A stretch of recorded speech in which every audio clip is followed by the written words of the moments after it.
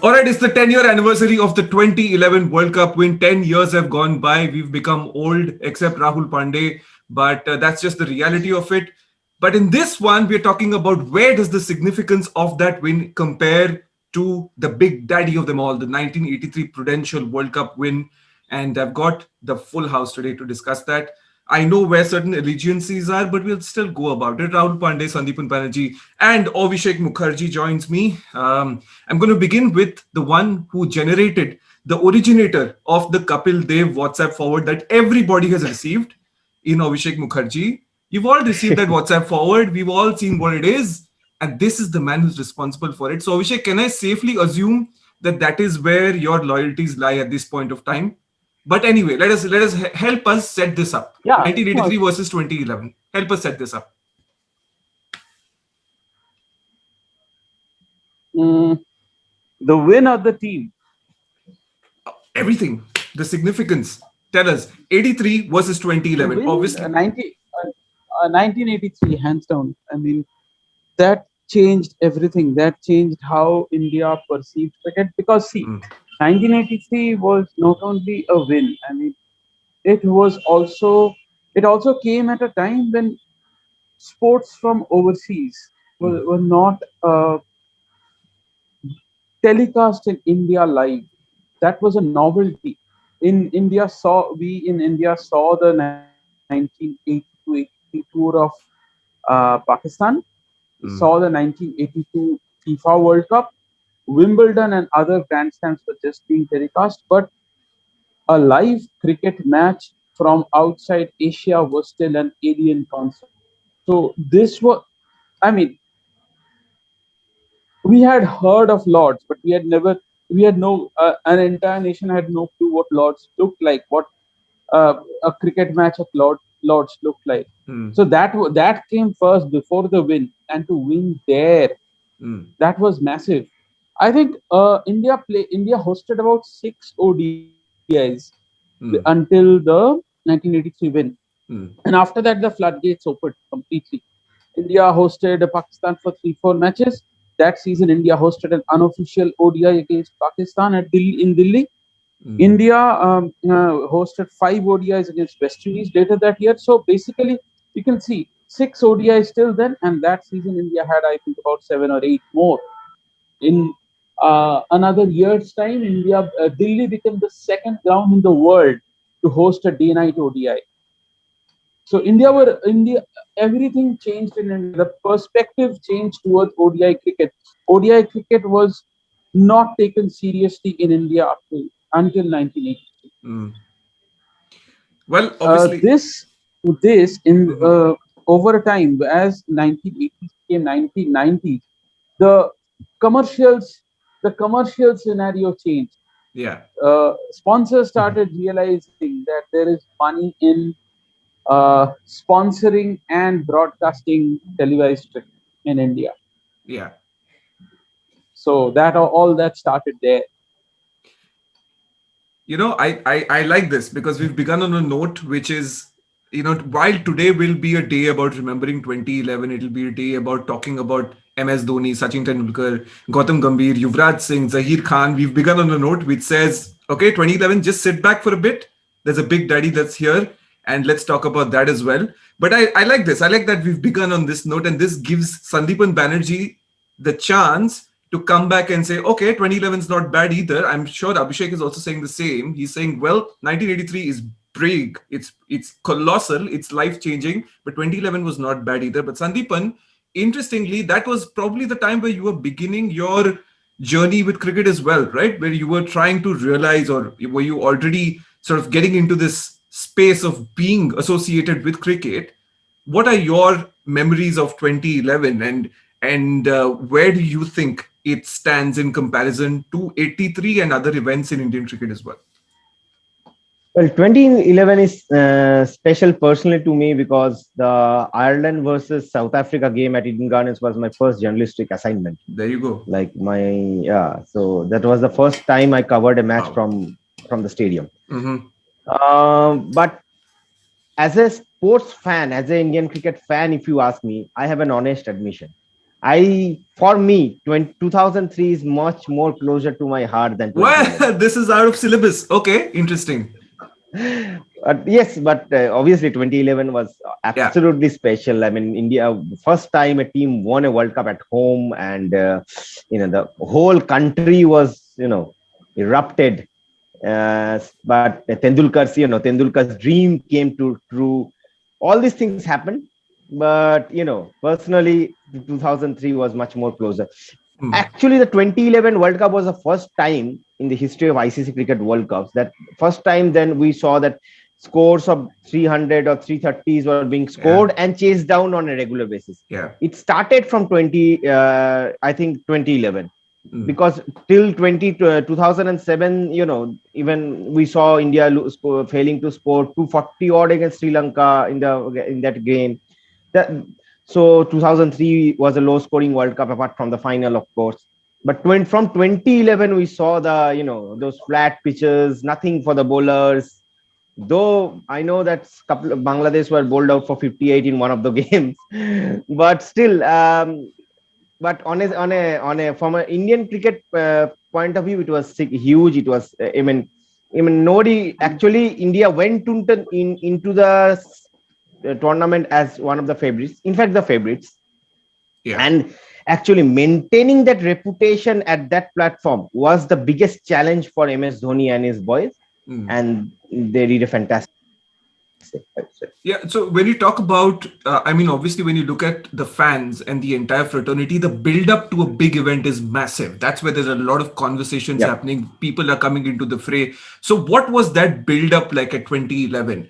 Let's start with you, Sandeep, and tell us what was the build up like at that point of time. Like you said, there was a lot of expectation, and a lot of the players say that everywhere that they went to in India, everyone would say, "Sir, jeetna hai World Cup is par." What was that? What was that like? Dhoni had a famous quote on it that there was food in front of the players that they couldn't eat, because all of the waiter, I mean, all of those who are working with the team, the hotel staff, all of them, their eyes, the only thing was Yeah. that sir, World Cup jeetna hai, sir, hum jeet rahe na. So this expectation is huge. I mean, we cannot even understand the situation of the players, and the build-up was actually quite nice. India had a good tour of New Zealand. Hmm. The team was building quite well. They lost to South Africa, but there are some close ODIs in South Africa. So I guess India planned, and we know that since after winning that with 2007 T20 World Cup, Hmm. India started planning for this 11. They invested on youths like Suresh Raina and all these players, and and at the end of the day, it resulted. It provided the result they wanted, The connection. looking for, because Yeah. Yeah. yeah, because we can remember in some of the matches in 2011, for example, the quarterfinal against Australia, India were in a tough position. That at that point, from that point of view, Suresh Raina and Yuvraj Singh had a wonderful partnership, and India went home. And then and I can remember in one of the games, and in quite a few matches, I think in the semi-final, Munaf Patel bowled a very important Yeah. spell. Yeah, so all these players, I think they invested on these players, and I think it resulted in their favor.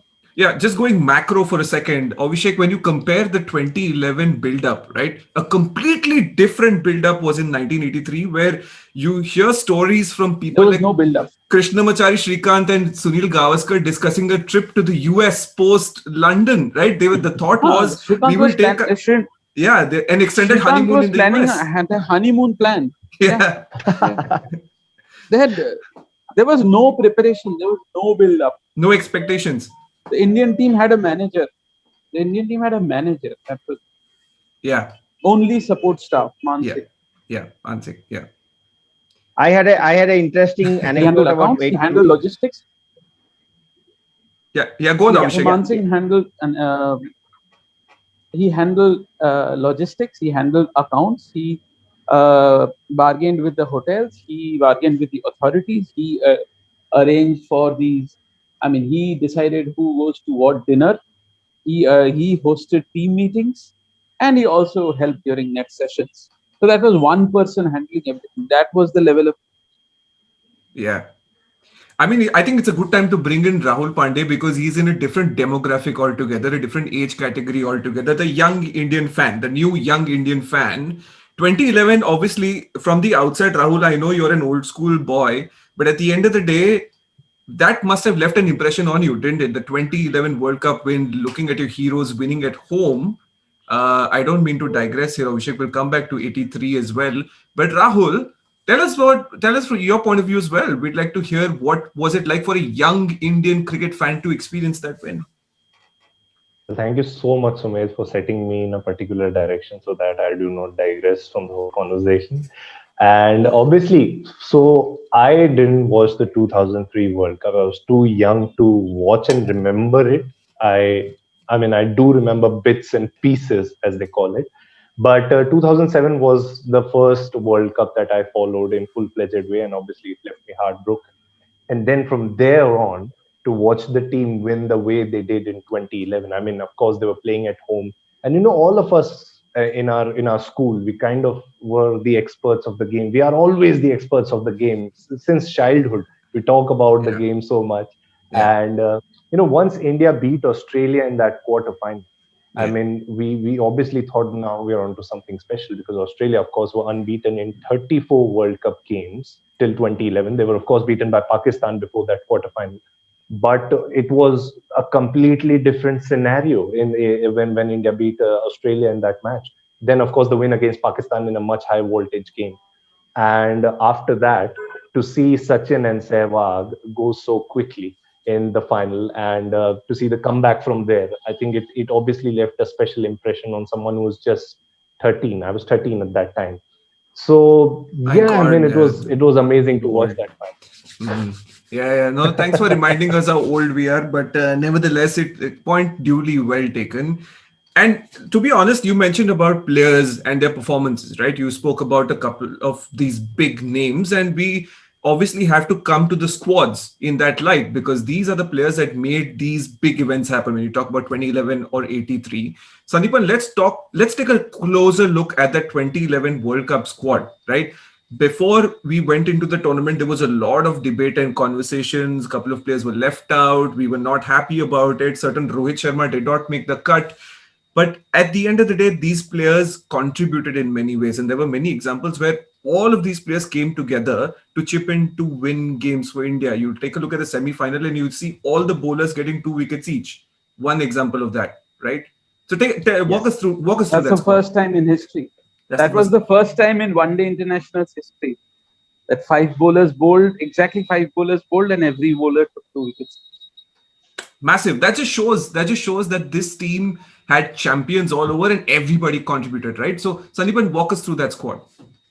Mhm. Before that, I actually I have a wonder some anecdote about the 1983 World Cup. Actually, I was visiting the Lord's Museum few years back, and the curator that time told me that India was so unexpected to win the game that after winning winning the World Cup, they did not have the champagne to celebrate it because they were not expected to win it. So they went into the West Indies dressing room and asked for that. They asked for their champagne to celebrate it. Yeah. Brilliant anecdote, really, isn't it? But India in the 2011 World Cup had tons of Yeah, champagne. We've seen a lot of champagne pictures absolutely. there. So a lot of champagne. So yeah, tell Yes, us about those if we folks. yeah, if we see the squad, I mean, if we can look back at the build up from the build up of the last, like maybe obviously Rohit Sharma was a notable omission, but apart from that, all the players who had done well, including Yusuf Pathan, who scored a 100 in South Africa in the series decider. He was picked ahead of, I think probably he was picked ahead of Rohit Sharma because he can bowl some off spin. And the problem with this Indian squad was there was no genuine all rounder like we have now, Hardik Pandya or Mm, anyone else. So at that point, Yusuf, they were expected to do the role of play the role of all rounders in the middle. And I think mm, Juvraj had 15 wickets in the tournament, and he was mm. player of the tournament. I think he did a fantastic job. I think more than as a batsman, I think he did well as a bowler. But if we look at the other individuals, so for example, like Piyush Chawla, they were like Srishant. All these players, in some way or not, they contributed. And uh, can we name a single player on that team who did not have a role to play in one of the matches? Can we, Shumed? I can't No, remember no, anyone. no. I think yeah, everybody So on the in park did their role. Yeah. everybody on the park did their role. So if we look at the squad, if you can just read out the squad for me, because I don't have that in front of me. Oh, that's okay, Sandy. That's okay. That's okay. So 2011 World Cup squad, right? MS Dhoni, captains, Yeah. Virendra Sehwag, vice captain, Tendulkar, Gambhir, Kohli, Yuvraj, Suresh Raina, Yusuf Pathan, Harbhajan Singh, Zahir Khan, Ashish Nehra, Praveen Kumar, Munaf Patel, R. Ashwin, Piyush Chawla, and S. Srishant. That was So look, at that that was time. the squad. Most of these guys were at the peak of their powers, weren't they? Yeah, even R. Ashwin, R. Ashwin was actually, there was a debate whether when there is Harbhajan Singh in the squad, why we need R. Ashwin. But R. Ashwin was picked because of his performance with the Chennai Super Kings. And I think in one of the games, he did fairly well. In the game he played, I think probably against West Indies, he played in Chennai, the game, Mm-hmm. and he did fairly well. And I think Praveen probably did not play a single game, or did he? I cannot remember. I doubt that. Rahul, I think Praveen did not play. yeah, Rahul, Yeah. as a young Indian fan at that time, which were the players that left an impression on you, that you looked up and said, "Wow, these are people that I truly and absolutely admire." What were the performances or the players that left an impression on you? I mean, obviously, Sumedh, we had a star-studded lineup. That has to be said. But alongside those stars, alongside the Tendulkars, the Sehwags, were players who wanted to make a point. Yep. Were players who just wanted one chance, one opportunity. Sandeepan rightly pointed out R. Ashwin. He took 4 wickets in 2 games. Also took 2 important wickets in the quarterfinal he played. And just like him was Suresh Raina. He came in the knockout stages, didn't bat in the final, but before that, in the quarterfinal and the semi-finals, his 30 odd runs proved really vital for India. I mean, Sachin Tendulkar obviously scored that innings against Pakistan. He was the highest run scorer. But after the match, he said it numerous times that Suresh Raina's contribution at the very end was really massive for India to win that game. I think these are the kind of performances that left an impression on me, and especially with Raina. I think someone like him, if ever there's going to be a fielding part on a cricket pitch, he's going to be the life of it.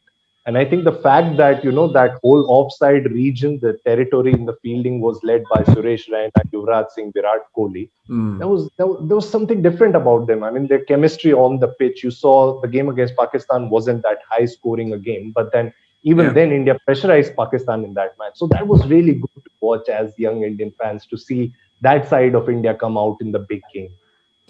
Coming to 1983, Abhishek, at the end of the day, we saw that there were a number of personalities in that squad as well. And it was a very diverse squad, right? You looked at people like Shrikant to Gavaskar to Kapil Dev to Jimmy Amarnath's composure to, you had everything. And then the glue to all of this was Kapil Dev's incredible all-round performance, young Indian captain as well at that point. What about that squad and which players from that squad really left an impression on that generation, according to you, from those performances in 83? Yeah, to begin with, other than Kapil Dev, no other member of the side will make it to an all-time ODI 11. Fair point. So absolutely, it was a great win, but it was not a great side. Right. Several things clicked in India's favor. First, India had a bowling attack that thrived under these conditions. So Kapil was a world-class bowler, we know that. But he also had Binny, who could swing the ball brilliantly, even in Indian conditions. Yeah. Then there was Madan Lal, another slow medium pacer, another medium pacer. Yeah. Mohinder Amarnath, yet again slow medium pacer. Yes. Balwinder Sandhu, yet again another good seam bowler. So India had a lineup of seam bowlers. Every one of these players could bat. That was a huge thing. So this meant India's number 11 was Balwinder Sandhu, who had a couple of test 50s, one of them on West Indies soil. Big deal at that time. against West Indies. So Sandhu was a yes, and Sandhu was a pretty decent batsman. In most sides, he would have batted at 8 or 9. He batted at 11 because number 10 was Kirmani, a man with 2 Test 100s. Number Right. 10. Yep. Ahead of him were Bini and Madan Lal. Then there was Kapil Dev. Ravi Shastri couldn't find a place in the side. Then there was Kirti Azad, who bowled 12 overs in the semi-final. Then there was Mohinder Ramannath, who also bowled 12 overs in the semi-final. So you have a string of 6 or 7 all-rounders in the side. Yeah. Unlike I 2011. won't say all-rounders, but either batsmen who bowled Yeah. or bowlers who batted. Yeah. So basically, even Sandeep Patil, who was probably the second most dangerous batsman of the side, he also bowled. He opened bowling in a test. That's correct. Yeah. When Kasam Ghat, yeah. So yeah, I mean, Interesting. the number of all-rounders that side had was a huge plus, and the number of swing bowlers. Then there were some other things went in India's favor. First, India visited West Indies early in that year. They won an ODI in Berbice. Right. Basically, several members of the side later wrote that gave them belief that this West Indian side could be beaten. Remember, just like Australia in 2003 and 2007, West Indies had not lost a single World Cup match in 75 or 79. Yeah. Yeah. And when India came into that World Cup, they beat West Indies in the first match as well. And they Yes. actually, Yashpal Sharma scored 89, and this could have been a more comprehensive victory than the final. India scored, I think, I'm speaking from memory, something around 261, and West Indies were 158 or 9 for 157 or 8 for 9. Roberts and Garner added 71 for the last wicket, and they came close. But this would have been a more comprehensive victory. So yeah, I mean, that set the tone. There was no great player in the side other than Kapil Dev, no great ODI player. Of course, Gavaskar was a great player, but there was no great ODI player in the side other than Kapil Dev. Yeah. But this was a very good team. They were a team of competent batsmen. See, and they knew that since they batted till 11, somewhat like this England side, they batted till 11. So yeah, they had the firepower, and it helped that these were 60-over matches. Yeah, that's correct. So batsmen who could get set, who could get Take their some time. eyes in, had a role to play. Yeah. And they all, of course, had Srikanth at the top, who didn't quite fire in the tournament, but he played a crucial innings in the final. Yeah. So yeah, the other setback India received was Dilip Vengsarkar's injury in one of the league matches. So he was hit, I think, by Marshall. So after that, India had to bring in Kirti Azad. And then in the semi-final, Kapil Dev did something that not many captains would have dared. He, in a 60-over innings, he got Mohinder Ramannath to bowl 12 overs and Kirti Azad to bowl 12 more overs. Two batting all-rounders. These people were in the side for batting. They bowled 24 of the 60 overs. This is something even England didn't expect. The pitch was slow, and they bowled 24 overs, and between conceded, I think, around 65 runs in 24 overs and picked up 3 wickets. Yeah. So these small things went India's way. These were calculated moves, and I have not even talking about the 175. Yeah. That is a once in a lifetime. Yeah, we'll leave Tunbridge Wells out of this. Yeah, that requires a different episode altogether to talk about. But honestly, from our cricket watching experience, right, we realized that in tournaments like this, it's about overcoming the odds. At some point or the other, as a team, you have to face certain challenges, and how do you overcome them as individuals and as a team is what defines you as a unit. Let's talk about that, Abhishek. What are the couple of odds that the 1983 team faced along the way? We obviously spoke about Vengsarkar's injury, but what are the couple of things that they faced, and how did they overcome them? And then we'll come to 2011. First was India didn't have a lot of, other than Gavaskar was in terrible form. I think he scored less than 100 in the tournament, in the entire tournament. 8 matches I'm Wow. talking about here. Yeah. So that was, but you, of course, you couldn't do drop Gavaskar because, I mean, you know his record against West Indies. Of You know course. his Yeah. I mean, if someone could play that one big defining innings in the tournament, it was probably him.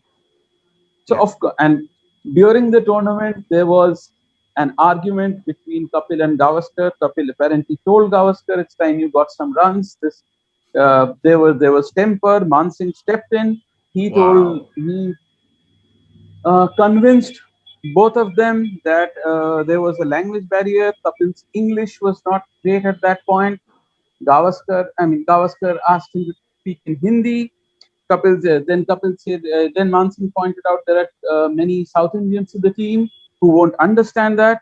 So Man Singh somehow handled this scenario well, but there were chances of a Kapil Gavaskar rift inside the dressing room. Wow. The two So yeah, giants of thankfully Indian that was cricket. averted. Yeah. Yeah. Yeah. Yeah. Yes. Absolutely. India started the Mm. tournament, as I said, with a win against West Indies. West Indies' first defeat in World Cup history. Then they beat Zimbabwe easily. Then they lost two consecutive matches.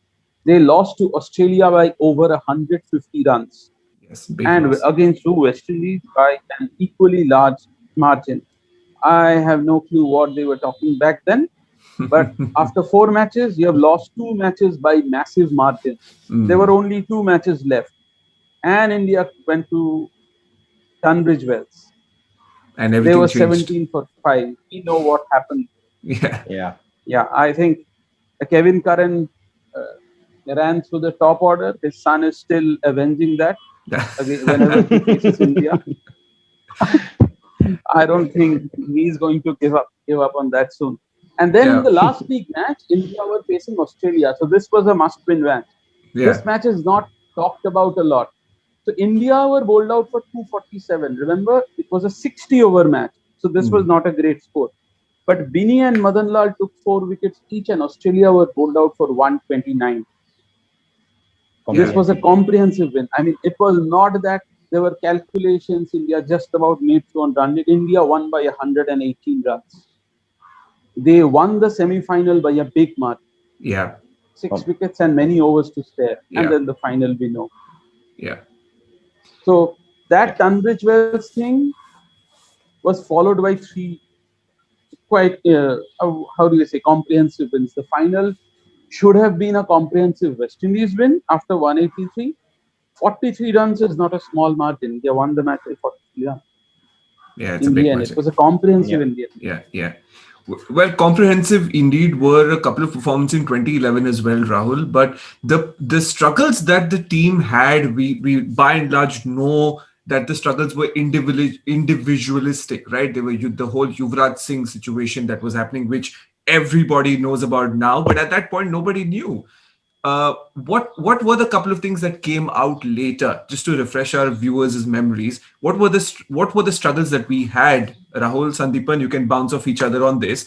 What were the couple of things that the 2011 squad sort of overcame to to win the Big Daddy trophy? I think the biggest odd for India was the expectation of playing at home. That was the biggest odd in 2011 because India had a Yeah, fantastic team. Make no mistake. In fact, more than 87, I think in 1996, I think we were we know how we lost the semi-final against Sri Lanka. So mm, all these odds were India no, and by that time no team had won the World Cup at home. So I think the biggest odd was that the expectations of playing at home. mm. That was the biggest odd. And against Australia, when India lost those early wickets, and probably we thought, okay, fine. And at that point, Australia did not were unbeaten in the last two World Cup, 2003 and 2007. So we know what happened, and that was Australia's, and India ended Australia's winning streak. Yeah, I think, Yeah. I just wouldn't want to intrude Sandeepan here, but No, no. as he said, India, of course, has a good squad, but on the build up to that 50 over World Cup in 2011, a lot had happened with India's ODI team. There were obviously a lot of reports coming in the subsequent T20 World Cups that happened in 2009, 2010. Few injuries were the concerns when India played in England and West Indies. There were a few rifts that came forward. And I think those are the kind of things which India did well to avoid during that big tournament. Of course, India didn't had much of an injury issue with their star players, at least in that tournament. And just like Sandipan said, playing at home is a different kind of pressure. Yuvraj Singh, obviously there were physios and there were doctors who were there with him. There were obviously reports later on, and he has highlighted that in his books as well.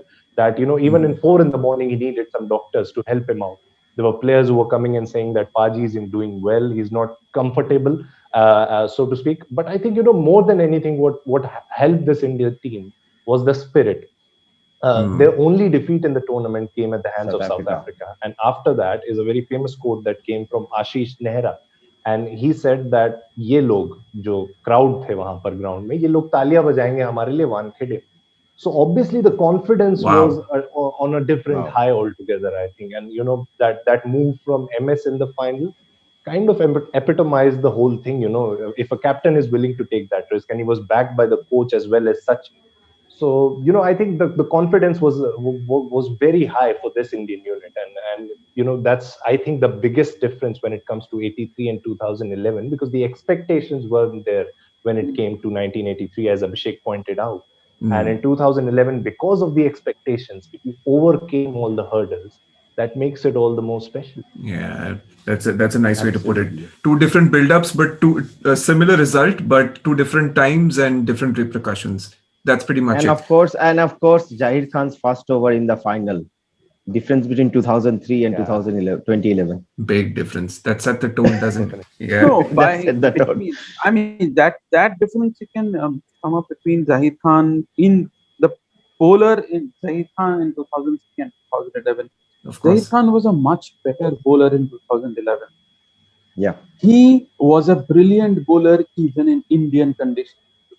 By 2011. That's correct. That's correct. So, I mean, he was probably the finest limited overs bowler in the world at that point. Doing well in tests as well. Andrew Strauss will add second that opinion. Graeme Smith as well. Graeme Smith as well.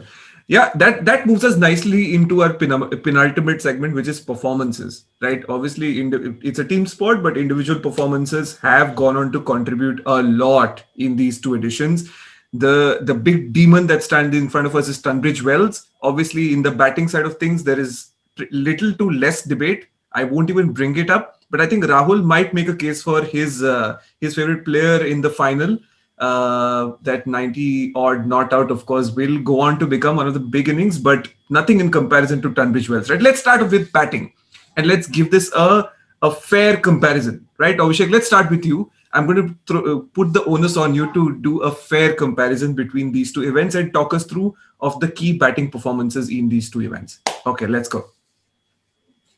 Other than the Tunbridge Wells thing, keep it aside. There was no defining, I would say, defining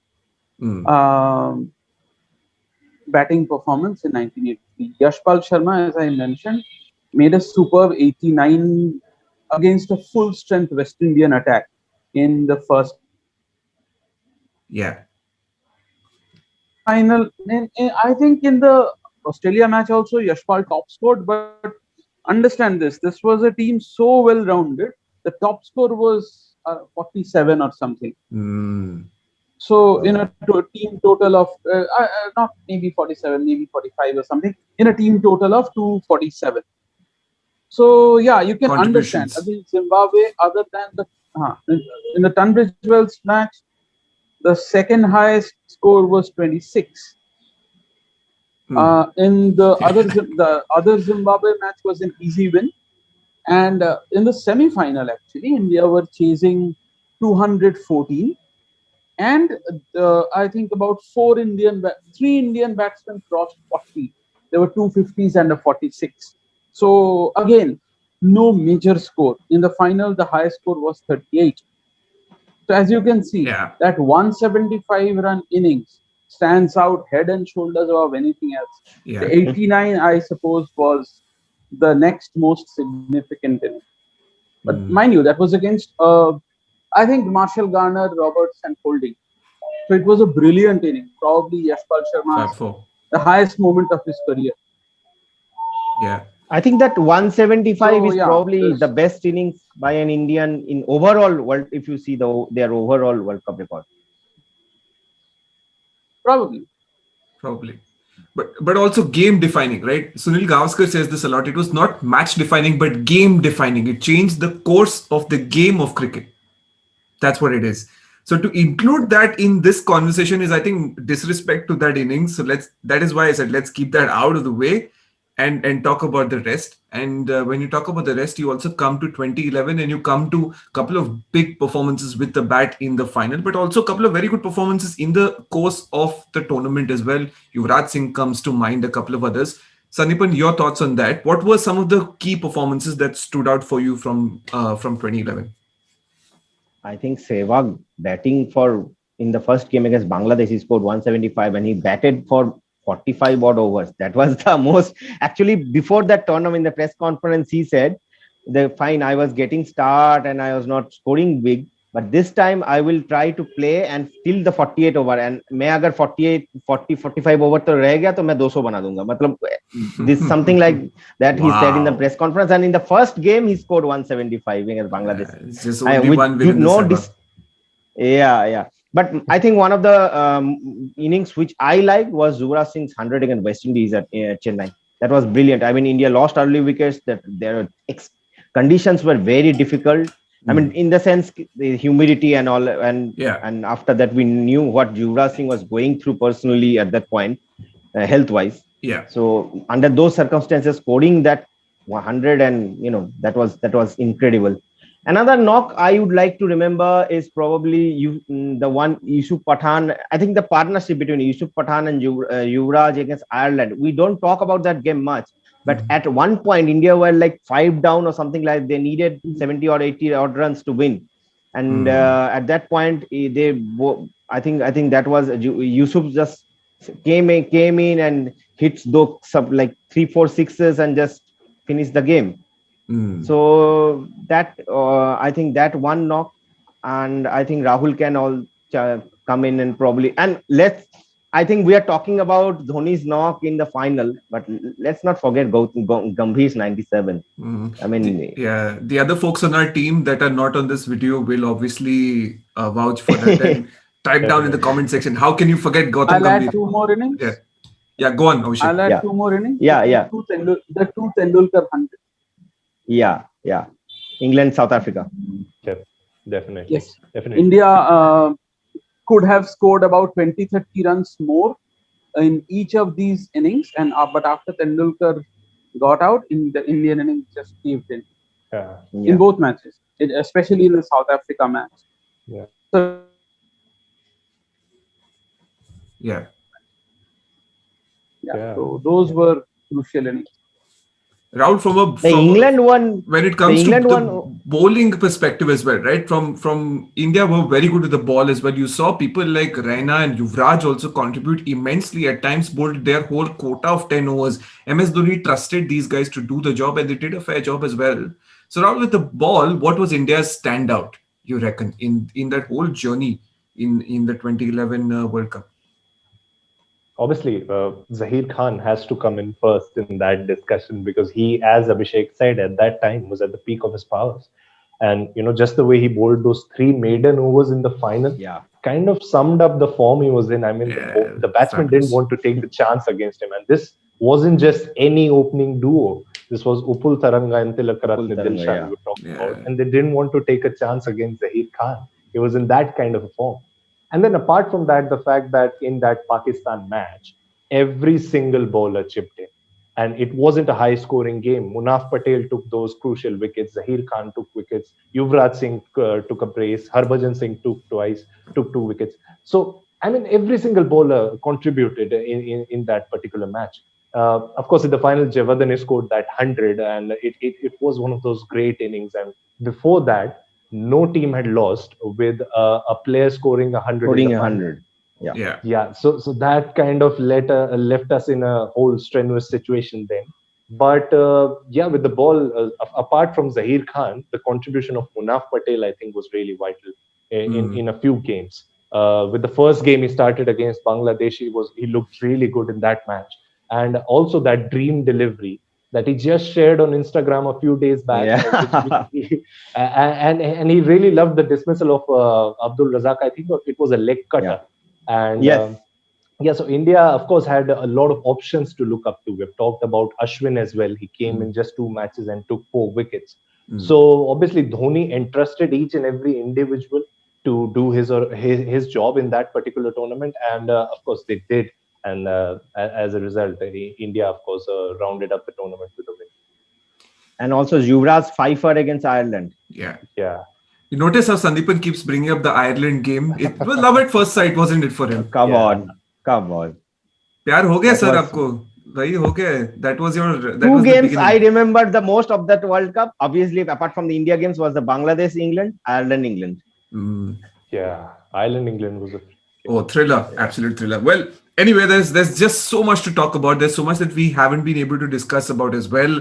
There was the atmosphere in respective finals, in Lords, in Wankhede, different scenarios, different things altogether. But the one thing that stands out in all of this is that the situations were different, the scenarios were different, and the consequences were different. While the '83 World Cup win put India on the global map, gave India a recognition around the world, the 2011 World Cup win did pave the way for what Indian cricket is today as well, isn't it, Abhishek? Round that up for us. Where is Indian cricket today in terms of the prowess of the players, the powers that the board commands, and what did the 2011 World Cup win contribute in that direction? Do you reckon that it played an important role in the way that Indian cricket has moved towards today? No? Since Yes. the 2011 World Cup, that defeat against South Africa, India have lost only 3 World Cup matches. Wow, that is That insane. remains a fact. I mean, that sums it up, I suppose. 2.5 tournaments, just Yeah. 2 defeats, just 3 defeats. So yeah, that's where India is right now. Short answer to my long question. India have had so England match in 2019, England match, India were outplayed. But other than that, in the New Zealand match, India had just, I won't say even a bad day. India had a bad half an hour. yeah. Pretty much. So that was one defeat. And in 2015, Australia, New Zealand, and India lost 1 match each. Yeah. So India lost as many matches as the world champion. In I think 2019, the semi-final. I think India lost to Glenn Maxwell's, individual. yes, and Steve Smith's 100. Yes, I mean, see, it was one bad day. Australia just outplayed India, but Yeah. until then, there was little to choose between Australia, New Zealand, and India in the tournament. Not only had India won every match in the 2015 World Cup, before that, India had bowled out every single opposition. Yeah. Yeah. Sami and Umesh were like incredible. India did not change their core attack. They went in with the same set of 3 pacers, Umesh, Shami, and Mohit. Yeah. They bowled out every opposition. So that was a comprehensive performance. They had just one bad day. In the 2019 World Cup, India lost 2 matches. Every other team, even the 2 finalist sides, lost a minimum of 3 matches. That's correct. Yeah. So India did not do worse than any of them. Yeah. Yeah. So yeah, I mean, 2011, it started there. And India have not really faltered since then. England are probably ranked above India at this point. But if you look at the past 10 years in the big tournaments, I think India have done as good as any other side.